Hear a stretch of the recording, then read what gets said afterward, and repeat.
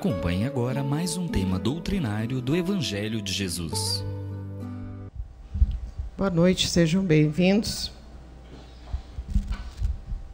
Nós estamos dando continuidade ao capítulo 26 do Evangelho segundo o Espiritismo, encerrando o capítulo hoje.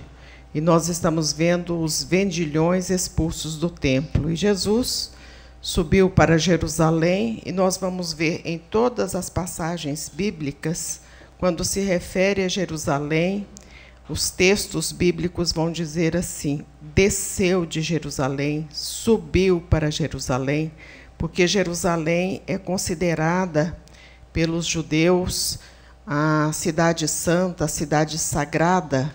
Portanto, para eles, o entendimento deles é o topo do mundo, a cidade de Jerusalém.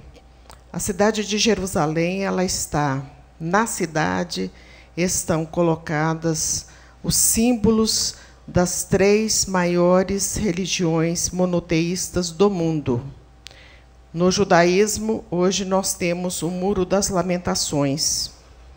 No cristianismo, nós temos o Santo Sepulcro, que é o lugar mais sagrado do cristianismo. E também tem o dome da Mesquita Dourada, que é o terceiro lugar mais sagrado do islamismo. O islamismo, o primeiro lugar é Meca, onde nasceu o profeta Maomé. O segundo lugar é Medina, onde ele desencarnou. E Jerusalém é porque, na tradição islâmica do islamismo, foi onde o profeta fez a grande viagem dele, espiritual, saindo de Jerusalém para ir para o céu. E lá ele aprendeu, ele teve as informações, enfim. Então, é a cidade sagrada, Jerusalém. Jesus, chegando em Jerusalém, ele vai direto ao templo. Esse já era o segundo templo. O primeiro templo foi construído pelo rei Salomão, filho do rei Davi, que é considerado o rei sábio. E esse primeiro templo foi totalmente destruído naquelas brigas, naquelas batalhas que existiam lá pelos babilônios.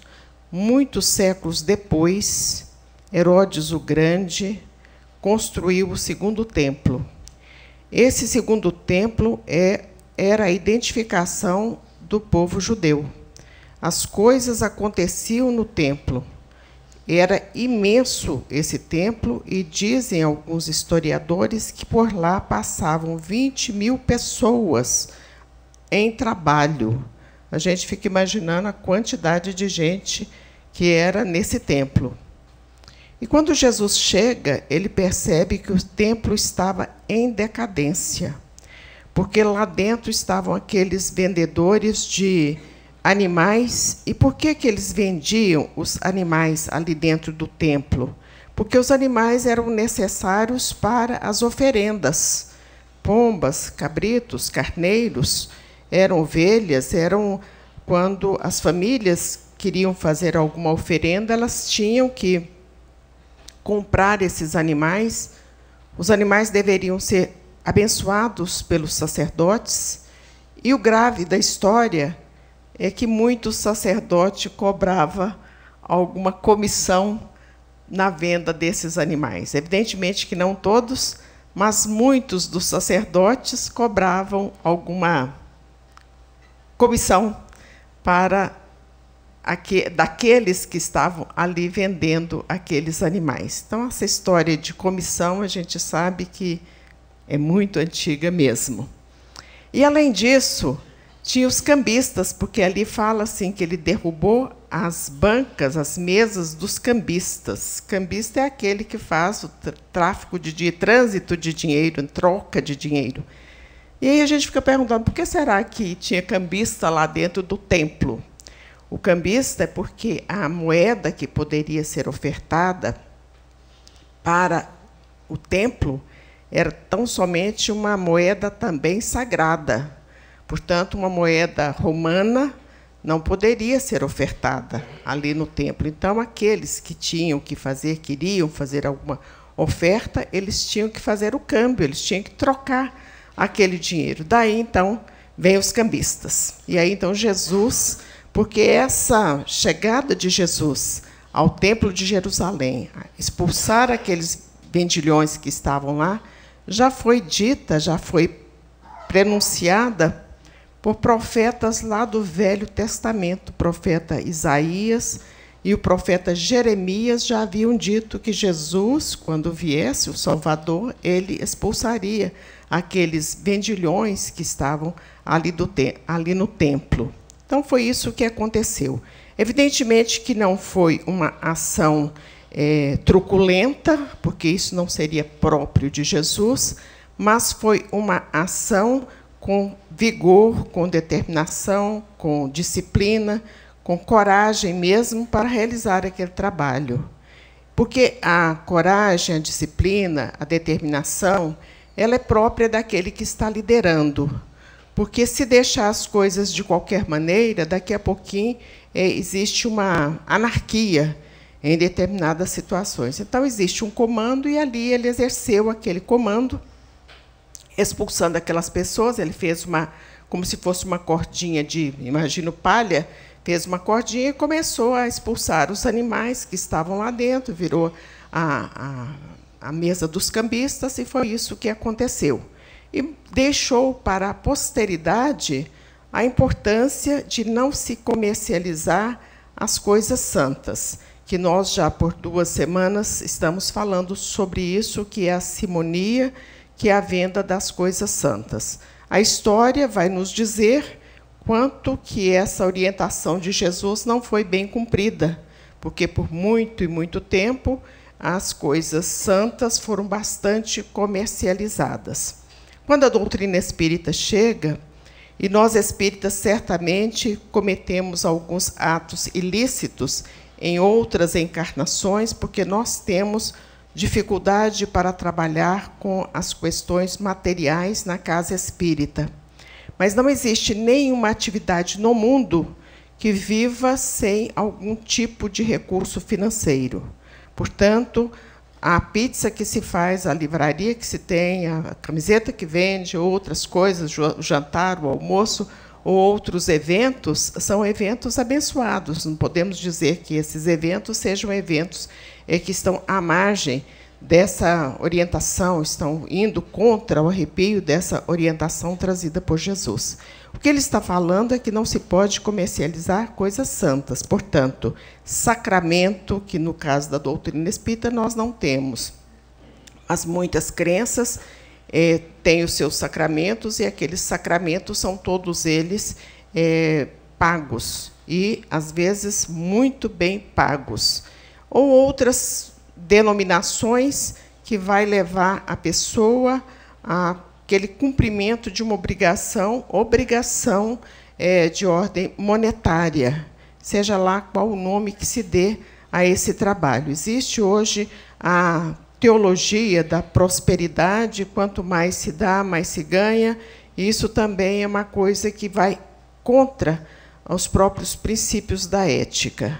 Agora, o movimento espírita, com relação à passe, água fluidificada, tratamentos espirituais e outras situações, orações, isso jamais poderá ser cobrado, nem a pretexto de que aquele remedinho que está sendo servido custou alguma coisa e a gente tem que cobrar aquilo, porque é por aí mesmo que as coisas começam a se complicar. Então, nada pode ser cobrado. Agora, evidentemente, que as doações e as promoções, elas são necessárias para a sobrevivência de uma casa espírita, e hoje nós temos uma legislação, a legislação do país, que exige muito das casas espíritas, e os espíritas são como as demais pessoas que têm que cumprir as orientações trazidas pelas normas legais. E muitos devem estar pensando assim, não, mas eu já sei dessa história, eu já conheço isso e tudo.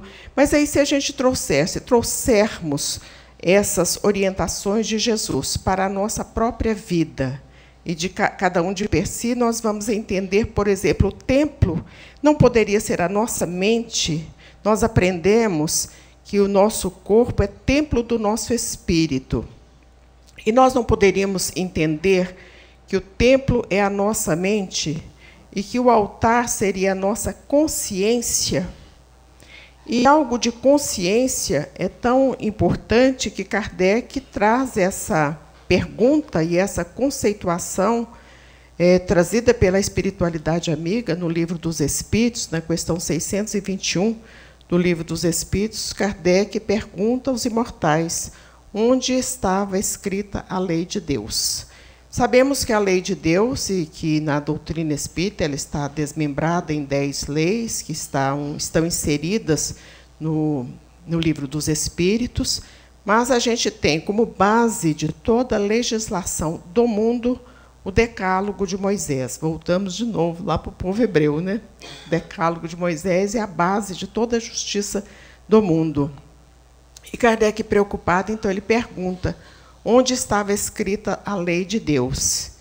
E os mentores espirituais, os espíritos que trouxeram a codificação, eles respondem que a lei de Deus está escrita na nossa consciência.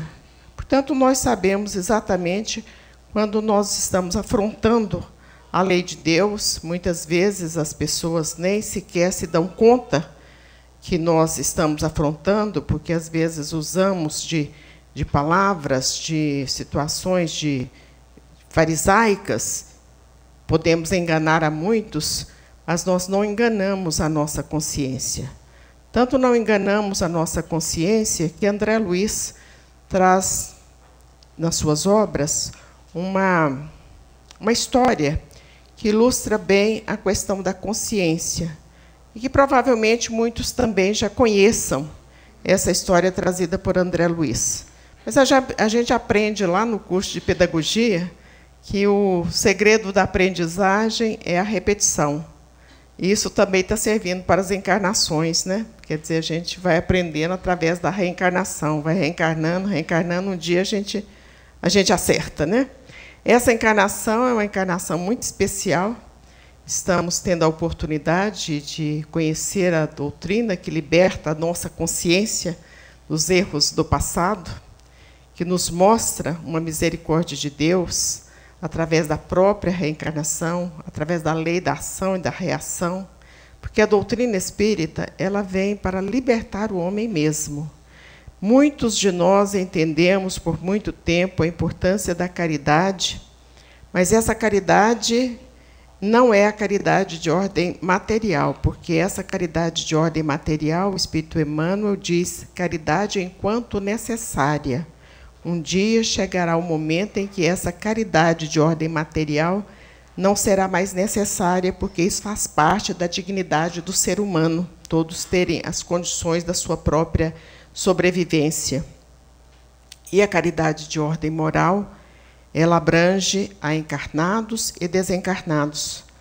Tanto é que os amigos espirituais, eles fazem verdadeiras campanhas no plano espiritual para socorrer espíritos equivocados nas regiões de grande dificuldade, quer sejam por todos os tipos de ilicitude que tenham cometido, e aqueles que também atentaram contra suas próprias vidas.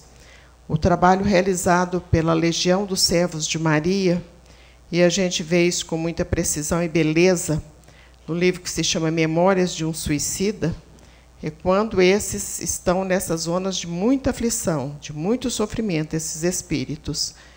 A Legião dos Servos de Maria, elas buscam esses espíritos e determinam que eles reencarnem imediatamente. Não falou assim, vamos programar uma reencarnação, vamos ver quem vai ser o pai, quem vai ser a mãe. Não, imediatamente. Então, esses espíritos são trazidos nessas condições para reencarnarem.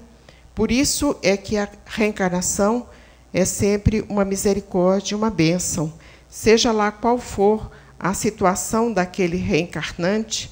E a gente lembra que há coisa de 2 anos atrás, pelas condições legais, as crianças anencéfalas, elas foram permitidas que houvesse o aborto com relação a essas crianças.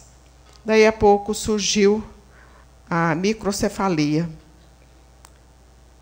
É a resposta da espiritualidade amiga para uma situação que não deve, nem em casos extremos, atentar contra a vida de seres que ainda não nasceram, de qualquer tipo que seja essa gestação e de qualquer tipo que seja esse nascimento, porque é sempre uma bênção a reencarnação, com dificuldade, com enfermidades, com deficiências, mas é melhor do que ter uma condição de vida espiritual nas zonas de muito sofrimento que são descritas pela literatura espírita.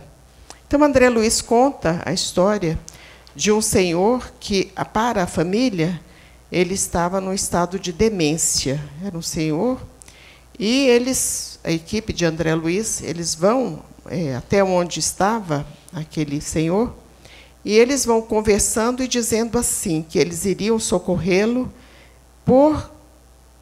pela situação, pelas condições, pelas virtudes da família, da esposa e dos filhos, que mereciam que ele fosse socorrido, a intercessão, por terceiros, que mereciam que ele fosse socorrido para que ele tivesse uma morte digna. E a gente sabe que, muitas vezes, as mortes não são dignas. Tantas dificuldades que a gente vê por aí, que a gente fica imaginando, poderia ter sido diferente mesmo. Mas, quando eles chegam lá,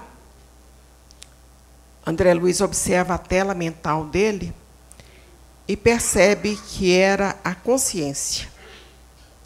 Aquele desequilíbrio, aquela aflição, aquele sofrimento, aquela desconexão com a realidade, era a consciência dele acusando. E procuraram saber o que estava acontecendo, porque fixaram mais na mente, no pensamento dele, para ver o que estava acontecendo. Em tempos, naquela mesma encarnação, porém em tempos remotos, o pai, quando no leito de morte, pediu a ele que cuidasse dos irmãos, e eram alguns irmãos, cuidasse da família, ele era o mais velho, mais preparado, cuidasse de todos, e dividisse o patrimônio de uma maneira equânime, quer dizer, igual para todos. A gente sabe que herança é sempre uma complicação, Por isso que o bom mesmo é a gente deixar de herança para as pessoas a alegria, a instrução, o sentimento da religiosidade, porque isso não vai se perder jamais. As coisas de ordem material é muito complicado mesmo, e a gente está vendo todos os dias e todos os momentos, os lidadores do direito, sobretudo, muitos advogados dizem assim, só vai resolver essa demanda na terceira geração. Eles não sabem por quê, mas é porque aqueles que estão demandando retornarão em outros corpos para usufruir daquele benefício que era deles mesmo. E aí, então, ele, ao invés de fazer dessa maneira que o pai havia solicitado, ele fez simplesmente o contrário. Passou todo mundo para trás e ficou com o dinheiro sozinho, e a família ficou numa grande penúria. E essa penúria, a gente sabe que vem as enfermidades, vem a loucura, vem as viciações e as tristezas de toda a ordem. A esposa entra, conversa com ele muito dementado. Num determinado momento, ela diz a ele assim, o Fabricinho chegou. E o mentor espiritual diz para o André Luiz, o conserto dessa situação está aí, na presença do Fabricinho. Quem era o Fabricinho? Era o neto dele, do seu Fabrício, que, na verdade, era o pai que havia retornado, reencarnado como neto, e que vinha para realmente assumir toda aquela situação de patrimônio que, na verdade, era dele mesmo. E a hora que o Fabricinho entra, ele conversa com o menino como se fossem dois adultos. Acabou-se aquela demência, ele conversa com muita clareza. E como foi essa conversa? Ele diz para o menino, eu estou prestes a morrer. Você acha que Deus vai me perdoar? E o menino, achando que o avô era uma pessoa muito especial, diz, claro, vovô, Deus vai te perdoar, sim. Mas mesmo que eu tenha cometido grandes erros, E o menino, então, o consola e diz que Deus ia ter misericórdia para com ele. E, no final, ele pede ao menino que orasse por ele, ore pelo vovô. E o menino, então, prometeu fazer as orações pelo avô. Então, isso é um drama de consciência que levou a essa condição de desequilíbrio mental. Muitos de nós, certamente, já cometemos atos equivocados, e isso faz parte da própria condição evolutiva do planeta Terra, mas, da agora para frente, não podemos equivocar mais. Há necessidade que tenhamos uma conduta cada vez mais retilínea, porque nós estamos frequentando a Universidade do Espírito. Não sabemos quando teremos outra oportunidade reencarnatória. Milhares e milhares de espíritos esperam, no plano espiritual, a bênção da reencarnação. Portanto, por mais dificultosa, por mais aflitiva que seja a nossa vida, a nossa reencarnação, é o momento de nos curvarmos em agradecimento a Deus pela bênção de estarmos aqui reencarnados. E a doutrina espírita ainda vai mais longe, porque ela nos orienta, nos informa da importância da oração. Então, nas dificuldades, aflições, sofrimentos, lembremos da oração. Mas é a oração sentida mesmo. Não é essa oração que vamos pagar alguém para orar por nós. É nos envolvermos no sentimento da serenidade, da fé, para buscarmos o Senhor. E Ele nunca nos faltará. O rei Davi, que é pai do rei Salomão, que a gente começou falando sobre ele tem um salmo que diz assim: o Senhor é meu pastor e nada me faltará. Deus não nos falta em momento algum. O problema é que a gente não sabe perceber, pelas nossas injunções da vida, nós não sabemos perceber a beleza da orientação, da informação que Deus traz para todas as pessoas, seja através da penúria material. E a penúria material, às vezes, é bênção, porque une as pessoas. Quando as pessoas têm mais dificuldade econômica, elas são mais solidárias. Podem perceber, quando tem uma catástrofe, aqueles vizinhos logo acolhem os que estão próximos, e levam a sopa, e levam o cobertor, e levam uma coisa, outra. E se a pessoa é provida de muito patrimônio, ela já fica imaginando: nossa, vai sujar meu banheiro, vai acabar com meu tapete, vai sujar minha casa. Então, ela já fica, ela acha mais fácil tirar do bolso do que ajudar alguém. Então, a dificuldade econômica, ela muitas vezes é muito útil para que sejamos mais solidários. É aquela pessoa que fica feliz quando ela consegue comprar uma melancia e repartir com todos. Por isso é que a pamonha era uma época muito boa. Hoje a gente compra pamonha, que não é tão bom como antigamente, porque todo mundo reunia para fazer pamonha. Era uma festa na família.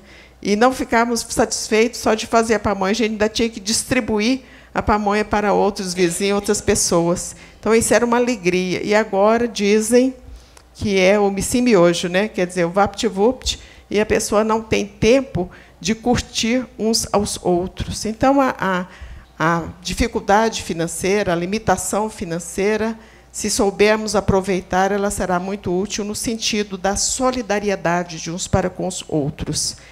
E a enfermidade? A enfermidade vai nos testar a paciência. E todas as pessoas vão retornar ao plano espiritual. Não tem nenhuma aqui que não vai retornar, todos vão. Não é melhor a gente retornar assim, em paz? A gente, às vezes, chega em alguns velórios e observa as pessoas assim, parece que estão sorrindo, quer dizer, cumpriu tudo que tinha que cumprir, fez tudo que tinha que fazer, então ela retorna ao plano espiritual em paz, porque vai retornar mesmo. Então, é melhor aproveitar a enfermidade, a doença, para ligar com Deus. E muitos devem também ter a dificuldade em casa, familiar. E se tiver um aqui que não tem, nós vamos dar um prêmio para ele, porque eu tenho certeza que alguma dificuldade alguém tem em casa. Essa dificuldade também é ótima, porque é o momento da gente nos curvar, de nós nos curvarmos em oração, pedindo misericórdia ao plano espiritual, para acalmar aquelas contendas, aqueles sofrimentos, aquelas dificuldades que por acaso existirem dentro dos lares. É o momento do diálogo, conversar. Por que será que o fulano é desse jeito comigo? Vamos puxar um assunto, vamos conversar daqui, vamos conversar dali, porque a gente tem certeza que foi uma encarnação anterior ou várias encarnações que nós nos complicamos mutuamente ou com uma gama de pessoas reunidamente, e hoje nós estamos aqui para o acerto. E temos a bênção da doutrina espírita. Doutrina espírita realmente é luz nas nossas vidas. Que Jesus nos abençoe. Muita paz.